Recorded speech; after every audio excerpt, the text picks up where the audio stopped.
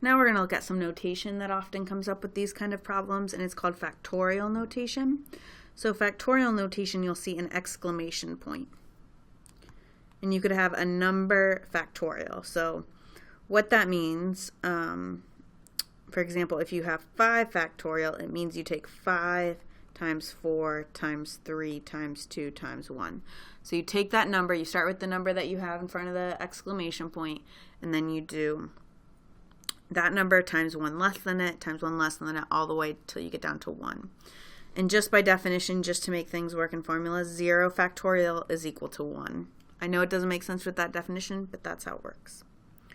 Okay, so we're going to practice using some factorial. So it says, write the first 4 terms of the sequence a to the n equals n squared over n factorial. So a1 here would be 1 squared over 1 factorial, which would just be 1 over 1, which is 1.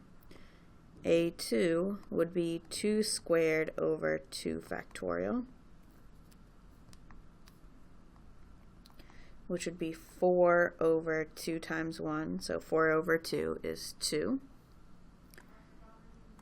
A3 would be 3 squared over 3 factorial, so we'd have 9 over 3 times 2 times 1, so 9 over 6, which we could reduce down to 3 halves. And A4 would be 4 squared over 4 times 3 times 2 times 1, so 16 over, what is that? 24. So we could reduce that down to 2/3. So our first 4 terms here would be 1, 2, 3 halves, 2/3. Now, the next one says evaluate 13 factorial over 11 factorial. Now, one thing we can do is use our calculator. And there's actually a factorial button. So if you hit math and then arrow over to this PRB, number 4 then is the factorial.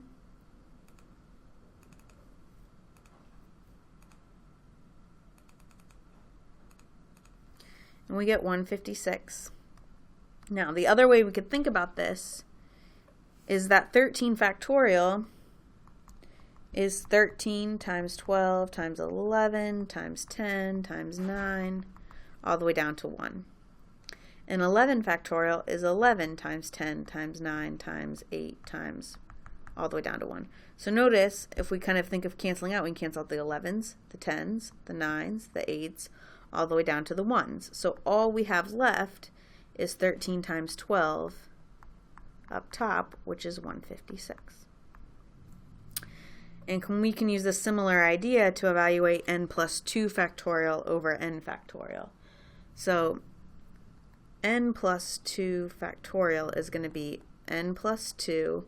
We would subtract 1, which would be n plus 1, then n times n minus 1 times n minus 2, all the way down to 1. N factorial would be n times n minus 1 times n minus 2, all the way down to 1.